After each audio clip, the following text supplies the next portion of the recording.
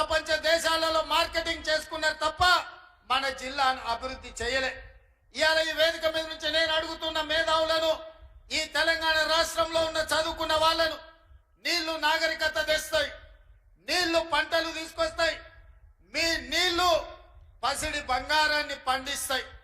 మరి నీళ్లు నాగరికతను దేవాల్సింది, పసిడి పంటలు పండించాల్సిన ఈ పాలమూరు జిల్లాలో కృష్ణా నది జలాలు 811 టీఎంసీలు దశాబ్దాలుగా పారుతున్నా మాకెందుకు పసిడి పంటలు రాలేదు?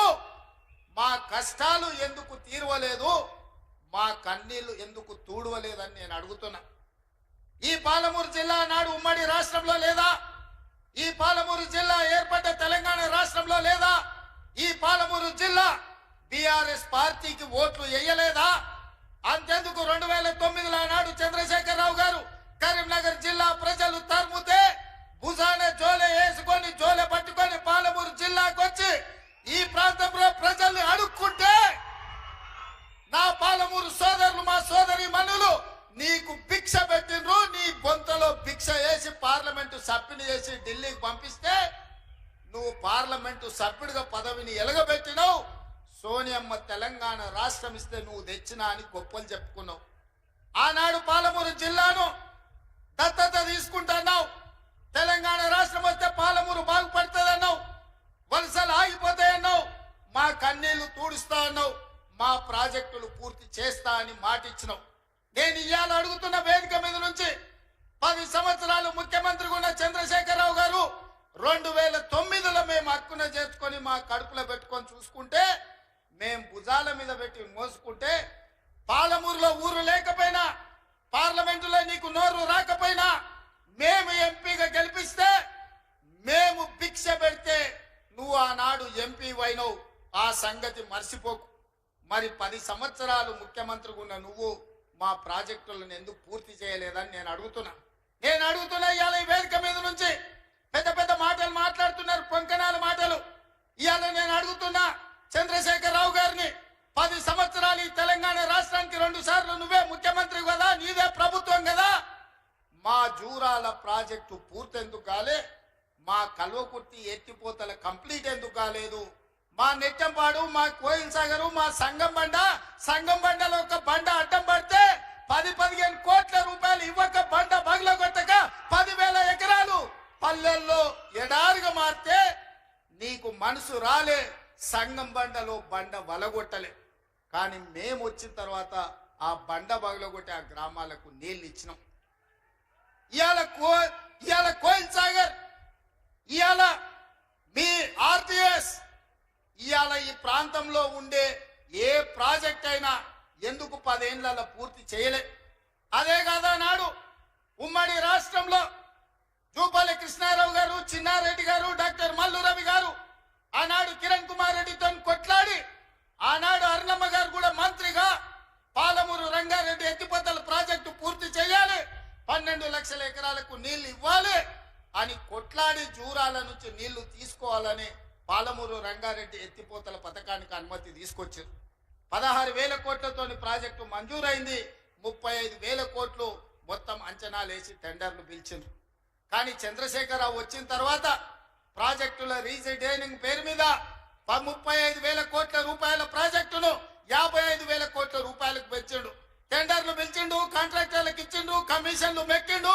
జూరాల నుంచి నీళ్లు తీసుకోవాల్సిందని శ్రీశైలం బ్యాక్ వాటర్స్ కు పంపించాడు. ఇవాళ శ్రీశైలానికి ఆ ప్రాజెక్టును తరలించడం వల్ల ఈ రోజు పాలమూరు ఎడారిగా మారుతుంది. 10 ఏళ్లలో పాలమూరు రంగారెడ్డి పూర్తి చేసిన, కల్వకుర్తి పూర్తి చేసిన, భీమా, నెట్టంపాడు, కోయిల్ సాగర్, రాజోలి బండ పూర్తి చేసి ఉంటే, తుమ్మిళ్ళ ప్రాజెక్టును పూర్తి చేసి ఉంటే ఇవాళ ఆంధ్రప్రదేశ్ మనకు అభ్యంతరం పెట్టకపోయి ఉండే. 10 ఏళ్లలో నువ్వు ప్రాజెక్టులు పూర్తి చేయలేదు. పాలమూరును పడావు పెట్టినావు కాబట్టి ఇవాళ మా ప్రాంతం ఎడారిగా మారింది. ఆనాడు 2014లో నేను కొట్లాడి తెచ్చిన మక్తల్ నారాయణపేట కొడంగల్ ప్రాజెక్టు ఒకనాడు ఉమ్మడి రాష్ట్రంలో రాజశేఖర రెడ్డి గారు ముఖ్యమంత్రి ఉన్నప్పుడు దివంగత నాయకుడు చిట్టెం నర్సిరెడ్డి గారు మొట్టమొదట ప్రస్తావించండు మక్తల్ నారాయణపేట కొడంగల్ ప్రాజెక్టు గురించి. ఆ తర్వాత వారు చనిపోయినాక దాని గురించి మాట్లాడిన వాళ్ళే లేరు. మళ్ళీ 2009లో కొడంగల్ ఎమ్మెల్యేగా నేను బాధ్యత తీసుకున్న తర్వాత కాగితాలు వెలికి తీసి నేను కొట్లాడి 2014లో ఈరోజు నా మక్తల్ నారాయణపేట కొడంగల్ ప్రాజెక్టు తీసుకొచ్చిన. ఆనాడు 1500 కోట్ల రూపాయలతో అంచనా అయ్యింది. 1500 కోట్ల రూపాయలతోని 1,07,000 ఎకరాలకు ప్రాజెక్టు కట్టడానికి అనుమతులు తెచ్చిన. 10 ఏళ్ళు నా మీద కక్షతోని పాలమూరు మీద పగతోటి చంద్రశేఖరరావు ఈ ప్రాజెక్టును పక్కన పెడితే ఈ రోజు నేను వచ్చిన తర్వాత తిరిగి వాటిని దుమ్ము దులిపి పనులు మొదలుపెట్టిన. ఇవాళ 4,500 కోట్ల రూపాయలతోటి మక్తల్ నారాయణపేట కొడంగల్ ప్రాజెక్టును పూర్తి చేయాలి 2 ఏళ్లలో అని ఈ రోజు టెండర్లు పిలిచి పనులు ప్రారంభిస్తే ఇవాళ పగబట్టి ఆయన టీవీలలో పేపర్లలో అడ్డుకుంటున్నారని అంటున్నాడు. నేను అడుగుతున్న చంద్రశేఖరరావు, నువ్వు 70 ఏళ్ళు మాకు అన్యాయం జరిగింది. మా ప్రాంతంలో నీళ్లు పోయినా మా ప్రాంతం నుంచి తరలిపోతున్న కృష్ణానది జలాలు మాకు తాగడానికి మా సాగునీరుకు అందు రాకపోయినా ఈ దేశంలో ఎక్కడ ప్రాజెక్టులు కట్టినా బాక్రానంగల్ కావచ్చు, శ్రీశైలం కావచ్చు, నాగార్జున సాగర్ కావచ్చు, SRSP కావచ్చు, ఈ దేశంలో ఎక్కడ ప్రాజెక్టులు కట్టినా తట్ట పని, పాల పని, మట్టి పని, చెమట తీసే ప్రతి పని మా పాలమూరు బిడ్డలు చేసి దేశానికి ప్రాజెక్టులను అందించారు. ఇవాళ ఈ దేశంలో పంట పండుతుందంటే మా పాలమూరు బిడ్డల స్వేదం ఉంది, మా రక్తం ఉంది, మా కష్టం ఉంది. అట్లాంటి మా జిల్లా ఎడారిగా మారి వేలాది మంది వలసలు పోతుంటే తమ పసిపిల్లల్ని తల్లిదండ్రుల దగ్గర, ముసలోళ్ళ దగ్గర, గుడిసెల దగ్గర వదిలి జంటలుగా మేస్త్రీల ఎంబడి వలస పోతుంటే వలసలు ఆపాలని ఇవాళ మా ప్రాజెక్టును పూర్తి చేయాలని ప్రయత్నం చేస్తుంటే మా మీద పగబట్టి నువ్వు ఎందుకు చంద్రశేఖరరావు అని నేను అడుగుతున్నా. ఏం అన్యాయం చేసినాం నీకు చంద్రశేఖరరావు? మేము నిన్ను మా పార్లమెంట్ సభ్యుడిగా ఎన్నుకోవడం మేము చేసిన అన్యాయమా? నీ పార్టీకి పోయినసారి 13 సీట్లు ఇవ్వడం మేము చేసిన అన్యాయమా?